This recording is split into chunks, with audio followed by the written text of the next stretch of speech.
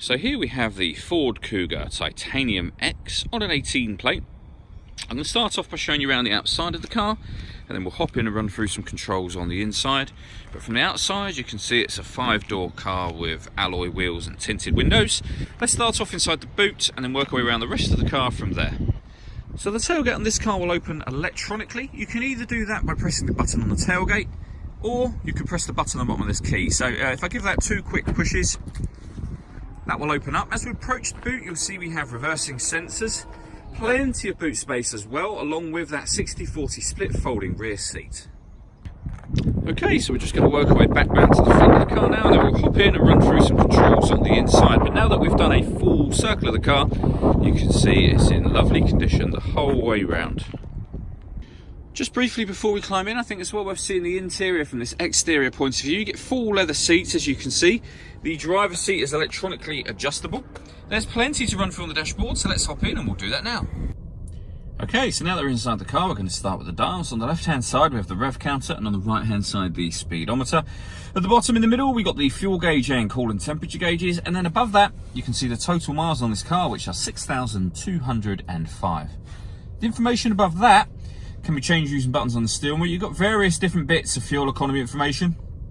You can, if you wish to, have kind of the 4 main bits all on the screen at the same time, or you can have a digital readout for the speedometer, as you can see being displayed just there. If we back out to the steering wheel, on the left hand side we have the arrows I was using just a moment ago. Beneath that we've got cruise control and speed limiter, and then over on the right hand side of the steering wheel we've got stereo controls, including voice activation for the phone. So hit that button, ask it to dial anyone in your contacts list, and it can do that for you without you having to take your phone from your bag or your pocket. That is, of course, once you paired up your phone, and that is done on the touchscreen in the center here, hit connect to phone, and then pair phone. Search for your vehicle on your device and select it once it is found. And then just follow those instructions on screen. It's very easy to do. If we go back to the home screen, when it comes to music in this car, we've got plenty of ways to listen to it. So we've got AM, FM and DAB radio. We have a CD player.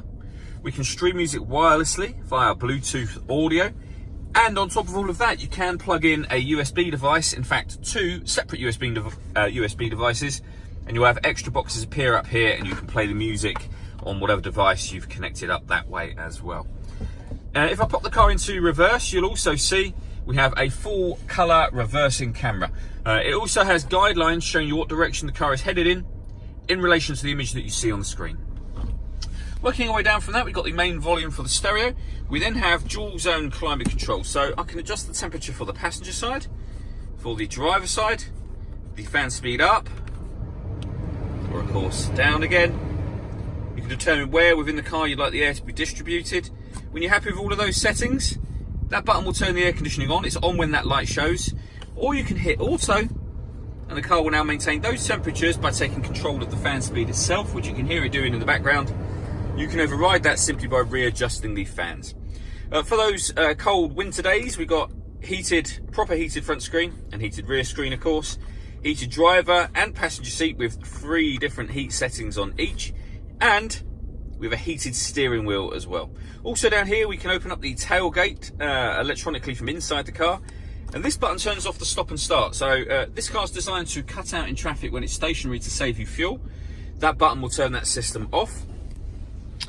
We then have a 6-speed manual gearbox, and back in the central armrest, the 2 USB inputs that I mentioned before, and then just below the gear lever, we have a 12-volt charging socket and electronic handbrake. The last thing I wanted to talk about is the panoramic glass sunroof. So you can see the sun blind is closed at the moment. If we push the button just up here, the sun visor or the sun blind will start to open. It will stop about halfway. Press it again, and that will now open all the way to the back. But on top of that, you can actually open this front section as a sunroof. So it's done with a separate button up here. Hit that, and we'll get the sunroof section open as well. All that leaves me to say is thank you for taking the time to watch this video. If you'd like to come and see the car in person and have a test drive, please feel free to call any of our MJA sites. We'd love to hear from you soon.